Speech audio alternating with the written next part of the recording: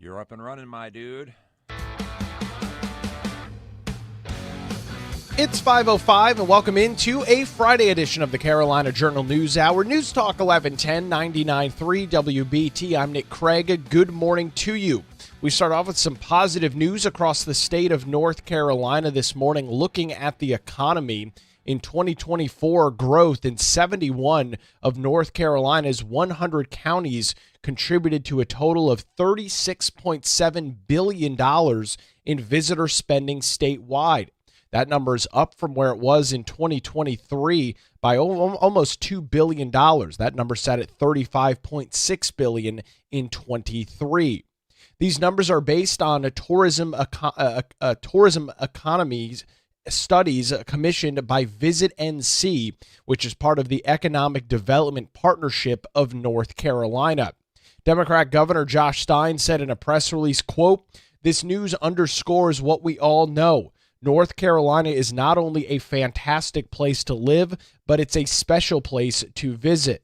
Whether you are visiting our coast, touring the Piedmont, or returning to support Western North Carolina's comeback, there's an incredible trip waiting for every visitor. I am excited to welcome more tourists to North Carolina this fall to discover our unforgettable state." The study itself offers preliminary estimates of both domestic and international traveler spending across the state of North Carolina. It also measures the employment, payroll income, as well as state and local tax revenues generated by this activity.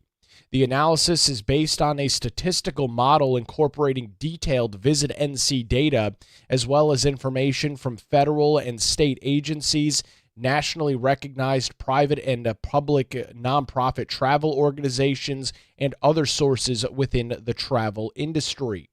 Commerce Secretary Lee Lilly said, quote, "North Carolina has something for everyone, and that's why so many of our destinations shared the wealth in a record year for visitor spending." Despite the impact of Hurricane Helene, this report speaks to the resilience and enduring appeal of the cultural, recreational, and culinary experiences that make North Carolina a top choice for so many travelers. The Commerce Secretary emphasized that although the study encompasses the 3 months of 2024, of course, following the unimaginable devastation and destruction from Hurricane Helene, it does not provide a full comprehensive accounting of hurricane-related losses statewide or, of course, in some of those hardest-hit counties, which would be in western North Carolina. The report's timing, methodology, and purpose are not designed to measure the storm's impact on visitation or spending, but assess the overall health of the visitor economy in 2024. So here are the numbers. In 2024, visitor spending increased 71%, in 71% of North Carolina's 100 counties compared to the previous year. According to the press release, Cleveland, Burke, and Iredell County led the state's overall 3.1% growth, pushing that visitor spending to that record at $36.7 billion. 7 counties experienced double-digit gains in visitor spending. They also included Cleveland, Burke, Iredell, Stokes, Union, Gaston, and Ashe County. Nearly 2/3 of the state's counties also saw growth in direct tourism employment, with Stokes County leading at 8.8%. Here are some of the other numbers. Big jumps also coming from Burke County with a 7.6% increase, Gaston 7%, Union 6.7%, and Ashe 6.2%. Mecklenburg County, of course, the home of Charlotte, leading the entire state with a $6.4 billion worth of visitor spending. That's up a whopping 9.1% from where that number was in the prior year. Wake County followed Charlotte and Mecklenburg with $3.5 billion, up 7.8%, and Buncombe County brought in $2.7 billion. However, that was actually down more than 10%.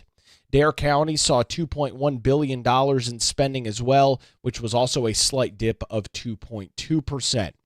Some of those other counties rounding out the top: Guilford, $1.8 billion, up nearly 7%.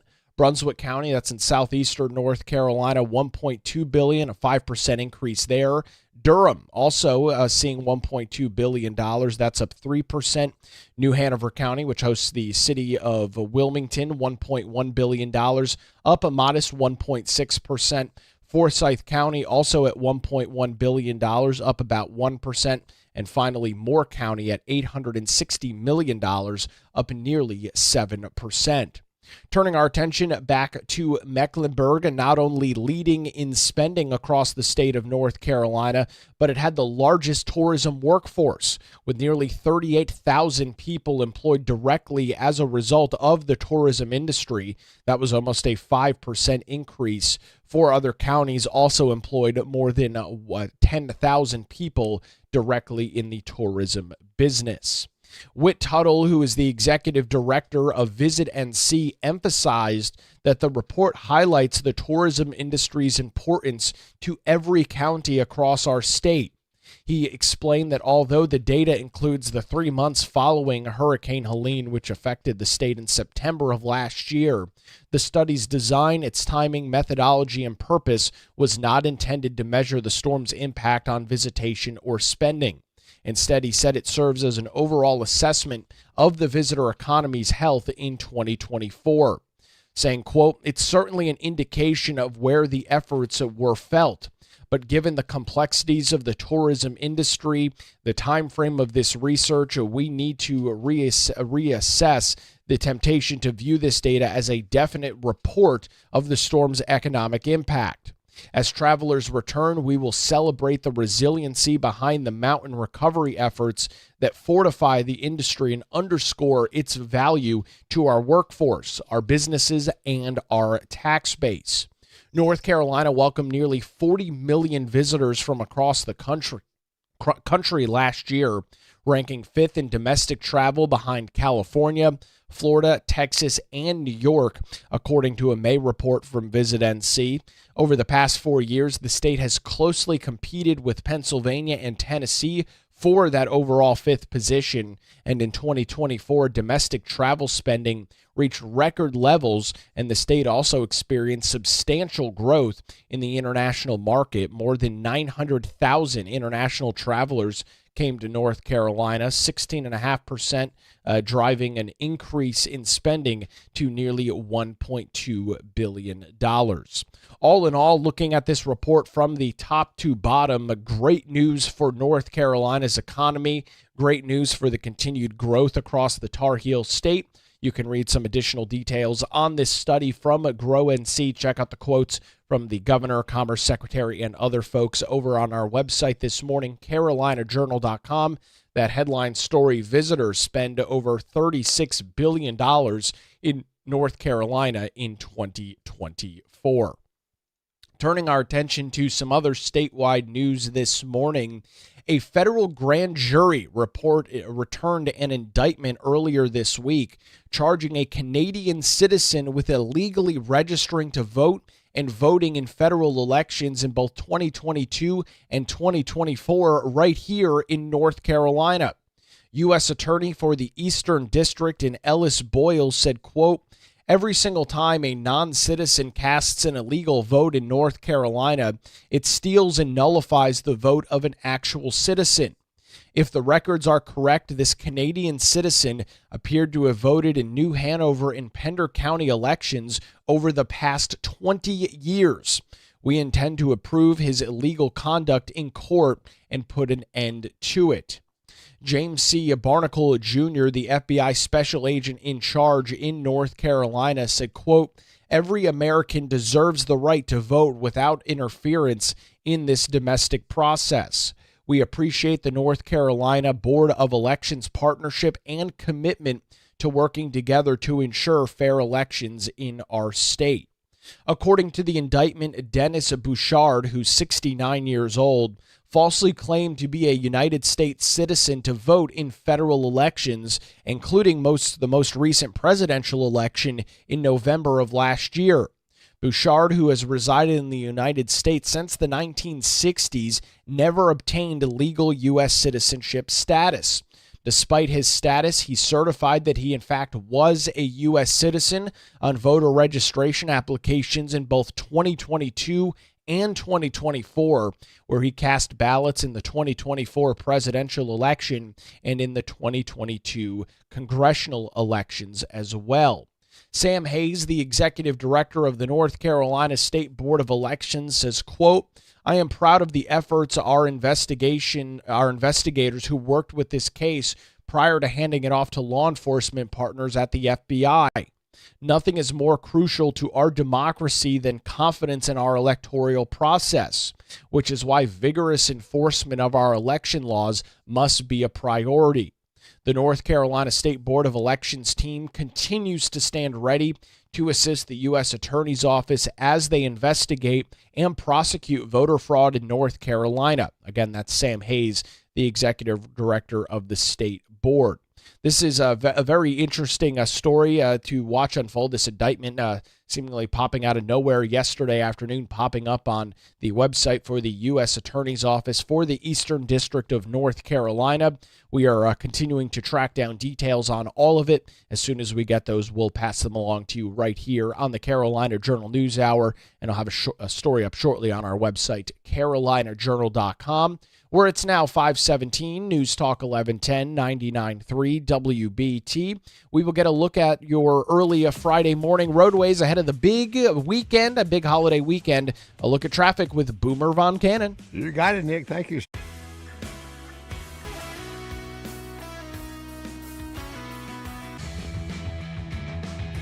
You're live. It's 523. Welcome back to the Carolina Journal News Hour. News Talk 1110, 99.3 WBT. The North Carolina State Board of Elections has announced the resignations of James Yokley, the Surry County Board of Elections chairman, as he is currently facing accusations of drugging food, child abuse, and other crimes. This is a wild story. It goes all the way back to August the 8th, when Yokley contacted the Wilmington Police Department claiming that his granddaughters had found 2 pills in ice cream that they had bought at a Dairy Queen in Wilmington. However, according to the Wilmington Police Department, as they began their investigation, video evidence shows that the 2 pills were placed in the ice cream by the Surry County Board of Elections chairman himself. The blue pressed pills were field tested by WPD and found to contain both MDMA and cocaine. Since then, he has been charged with 2 counts of felony contaminating food or drink with a controlled substance, felony child abuse, and felony possession of Schedule I narcotics. A very weird story unfolding. North Carolina State Board of Elections records show that Yokley lived in New Hanover County before relocating to Surry County sometime after the 2020 general election. State Auditor Dave Bollick's office, who appointed him to this role in June, called the allegations disturbing and urged the chairman to resign.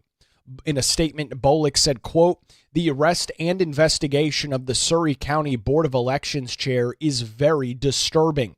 This matter distracts from the election management in Surry County and must be addressed quickly and directly. Our office is built on holding individuals accountable. He needs to resign, and Surry County needs a new Board of Elections chair. If he doesn't resign, I'll be requesting the state board take action today to remove him as chair." And so things revolved pretty quickly yesterday afternoon. There was an emergency state Board of Elections meeting scheduled for 1 p.m. in which the state board was likely to take action to remove him as the chairman. However, about 30 minutes before that meeting, it was canceled, and the individual himself did resign in a letter to the state auditor's office and the state board. The letter reads weirdly, "Dear Auditor Bollick, I am writing to formally resign my position as the board chair with the Surry County Board of Elections effective immediately." This is directly from the letter. "This decision has not been made lightly. After much prayer, thoughtful reflection, and consultation, I have concluded that it is in the best interests of the State Board of Elections and Surry County Board of Elections regarding my own falsely accused circumstances to step down at this time. Based on the truth and facts, I remain prayerfully confident that I will be exonerated of all accusations levied against me. During my tenure serving on the Surry County Board of Elections, I have been honored to serve a board guided by fairness, integrity, and steadfast commitment to the constitutional republic process. I am pleased of the work we have accomplished together to serve the citizens of Surry County and those in my home state of North Carolina. I remain deeply committed to ensuring a smooth and effective transition. Thank you for the opportunity to serve alongside such dedicated public servants. I wish the State Board, the Surry County Board of Elections, and our electorate continued success moving forward. Signed, Jimmy Oakley, the board chair of the Surry County Board of Elections. The state board did confirm his resignation in that statement and also noted that a new chair for the Surry County BOE will be named once the North Carolina Republican Party submits nominations. That's how that process plays out. State Auditor Dave Bolick following up in another comment after the resignation saying, quote, "As I have called for, the chair of the Surry County Board of Elections has resigned. With his resignation, the Surry County Board and the State Board can now, without distraction, move forward with the process of appointing a replacement." There are a lot more questions than answers this morning. The investigation does continue by the Wilmington Police Department. They have been consistently providing updates as they are available. Again, this individual from Surry County, presumably visiting or vacationing somewhere in southeastern North Carolina, New Hanover County, where his granddaughters are, or where he had been for a period of time beforehand, being charged again in this case with allegedly putting two pills containing both MDMA and cocaine into Dairy Queen ice cream that he had given to his granddaughters. Again, a lot more questions than answers. We'll continue to track the details as they are relevant. We've got a story this morning with some additional details over on our website, carolinajournal.com. And of course, we'll keep you up to date with those details right here on the Carolina Journal News Hour. It's now 5:28, News Talk 1110, 99.3 WBT. We will get another look at the roadways on your early Friday morning commute. We'll head on over to the traffic center with Boomer Von Cannon. Hey, thank you, Nick. Good Friday morning.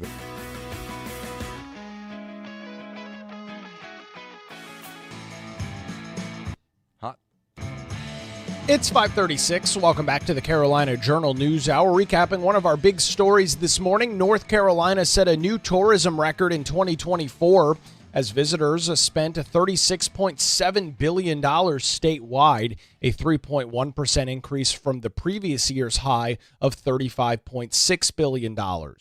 This is all from a new study conducted by Tourism Economics from Visit NC, and that shows that 71 of the state's 100 counties saw gains in visitor spending, underscoring the continued strength of that industry across North Carolina. Governor Josh Stein praised the results, calling North Carolina not only a fantastic place to live, but a special place to visit.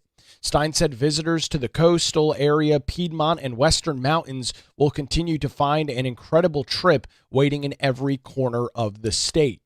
The report highlights both domestic and international travel. This is a pretty cool number. More than 900,000 international travelers came to North Carolina in 2024, driving a 16.5% increase in spending to nearly $1.2 billion for those international travelers. In total, the state welcomed nearly 40 million travelers, ranking fifth nationally in domestic visitation, behind California, Florida, Texas, and New York.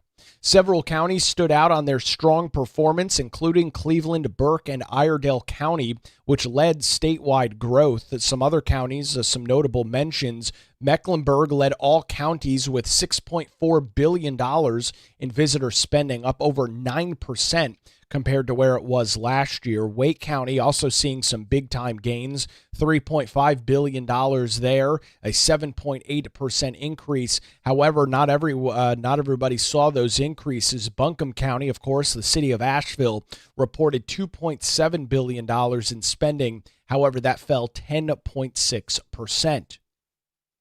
Commerce Secretary Lee Lilly said that the strong numbers are especially notable statewide given the disruption caused by Hurricane Helene in western North Carolina.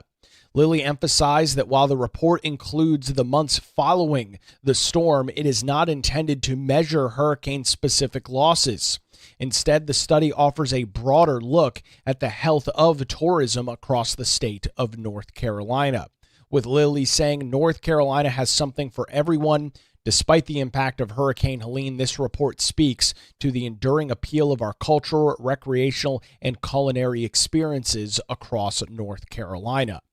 Visit NC Director Will Tuttle echoed some of those same comments, noting that the data demonstrates the industry's importance to every corner of the state. He cautioned, however, against interpreting this study as a full accounting of the true economic damage and impact that Hurricane Helene had on western North Carolina. With another record year in the books, state leaders remain optimistic that North Carolina will continue attracting visitors not only from across the United States, but from around the globe. You can read some additional details on this story this morning over on our website, carolinajournal.com. This headline there: visitors spend over $36 billion in North Carolina in 2024. It's now 5:39. You're listening to the Carolina Journal News Hour. Bald Head Island is a small village off the coast of Brunswick County in southeastern North Carolina. There's been a lengthy legal proceeding that has gone on as it relates to the ferry and barge system that brings folks and supplies back and forth from the island. To get some details on this morning, Mitch Kokai from the John Locke Foundation joins us on the Carolina Journal News Hour. Mitch, ferry, barge, this has been like a multi-year legal dispute. What is going on in the village, a very small village of Bald Head Island? Well, the latest ruling is more bad news for the village government of Bald Head Island, because what happened was the State Court of Appeals, in an unpublished opinion, which has limited value as a precedent and usually is kind of buried among the court cases that are put out there.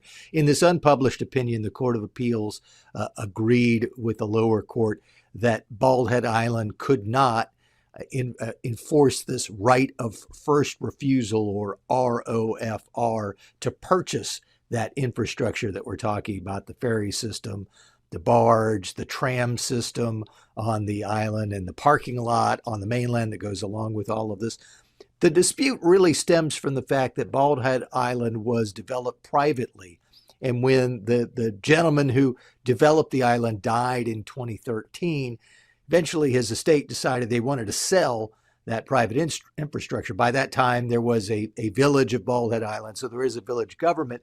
And the government had talked about buying all this infrastructure, but the two sides could not come to an agreement. And so at some point, the private owners of the property, the estate of the original developer, decided to sell to this outside entity, Sharpview Capital, which sparked a lot of different legal battles from the village of Bald Head Island.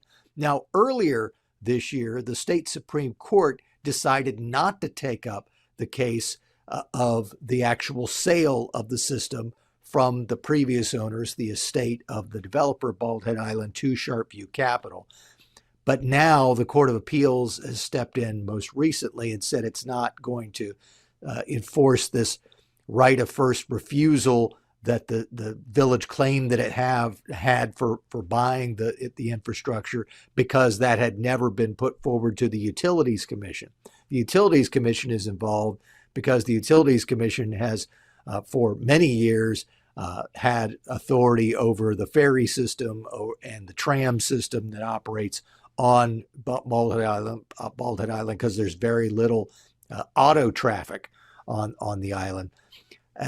And you might remember that there was some dispute for a while about whether the barge, which carries materials other than people to Bald Head Island, whether that was going to be part of the Utilities Commission, and whether a parking lot that goes along with this on the mainland would also be under the Utilities Commission's purview. That has been the source of another legal battle.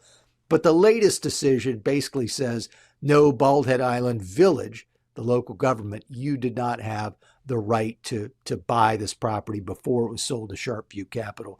So it seems as if, other than a ruling that allowed the Utilities Commission to take over more control than it had before, other than that ruling, which was something that Bald Head Island, the village government, had pushed for, The rest of the rulings that have been coming out recently have been against the village government and in favor of the sale of the infrastructure from one private owner to another private owner. Mitch, what makes this kind of interesting is we talk about the village of Bald Head Island, the island. This is truly an island. The only way to get to and from Bald Head Island from the portions of southeastern North Carolina is through some sort of boat, ferry, or barge. There is no land connector. There's no bridge. Even when the tide is low, there's no way to physically get there. So I guess that's probably part of the reason why the village itself is fighting so hard to try and claim that they had the right to purchase some of these assets, because it truly is the only connector to the municipality that they are as the local government. Yeah, I think that's true, that the village government wants to ensure that there's mainland access. And I think there is some concern that if it is owned privately and not by the private owner who developed this, which was the original arrangement, that could be some concern that there would be cutbacks or corners are cut, and so people aren't getting the service that they want. There's also been, along the sideline here, a concern that Sharpview Capital, in buying this, is trying to make it a moneymaker. And so other than just having the normal services that Bald Head Island is used to, they might do something on the private parking lot that would be substantially different than what is seen today. I mean, I remember in some of the court discussions and court filings, there was talk about maybe they're going to build a huge hotel on this parking lot, which would completely change, for some people, the character of what Bald Head Island is all about. And so there has been a mix of reasons why the village has been interested in trying to get this. One, just to ensure that they could kind of keep services as they are, and also to block private owners from doing something different that might change the character of Bald Head Island by adding a lot more people in the area. Now, there is a little bit of safeguard for that. As you mentioned, the North Carolina Utilities Commission is overview and does have some responsibility for certain assets, including the ferry system, which transports people back and forth, Mitch. And with that, for any sort of major rate hike or any sort of substantial changes in service, wouldn't this new owner in Sharpview, wouldn't they have to go to the Utilities Commission, propose that, and wouldn't that have to be approved by, in this case, the state government? Yes, that's right. The Utilities Commission does have oversight over the ferry system, over the island-operated tram system. And the recent rulings that have been dealing with what the Utilities Commission has oversight over and doesn't have kind of been a mixed bag. I believe that the parking lot was ruled as being under the Utilities Commission's purview, but the barge system was not. And so there's a mix of what is a public utility and what is not, which it does, as you mentioned, give a safeguard to the people on Bald Head Island that there can't be major changes in the costs of these things without Utilities Commission approval. But what seems likely from the recent rulings is that Bald Head Island is, as a village government, is not going to be able to step in and block the private sale. Now, another piece of this that we haven't really gotten into is that there had been discussions shortly after the developer's death, which goes back to 2013, about the village purchasing this. The only reason this went to court is that the two sides couldn't come to an agreement about what cost would be paid. I think the developer or the estate of the developer wanted more money. They said this is a valuable asset, and the village government, whether it's just out of penny pinching or trying to make sure that they're not having to pass along exorbitant costs to the residents, tried to keep the sale price low. And because they couldn't reach an agreement, that's why the move was turned to try to get private investors instead. And that's what ended up sparking all this court battle. Yeah, it's definitely been a lengthy, ongoing, very interesting legal case that's been going on over the last couple of years. You can read the most recent details and some of the backstory on all of this by visiting our website this morning, carolinajournal.com. Mitch Kokai from the John Locke Foundation joins us on the Carolina Journal News Hour, where it's now 5:48, News Talk 1110, 99.3 WBT. We will get another look at the roadways on your Friday morning commute with Boomer Von Cannon. Hey, thank you, Nick. And into the big Labor Day.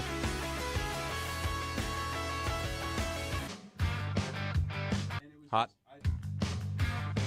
It's time for the 6th annual WBT Little Heroes Blood Drive headed your way next Thursday. That's September the 4th. WBT and the One Blood Big Red Bus will be at the Doghouse in Uptown Charlotte. From 10 a.m. to 3 p.m., we'll be broadcasting live and encouraging you to make a life-saving blood donation. The 6th annual WBT's Little Hero Blood Drive headed your way Thursday, September 4th at the Doghouse in Uptown Charlotte.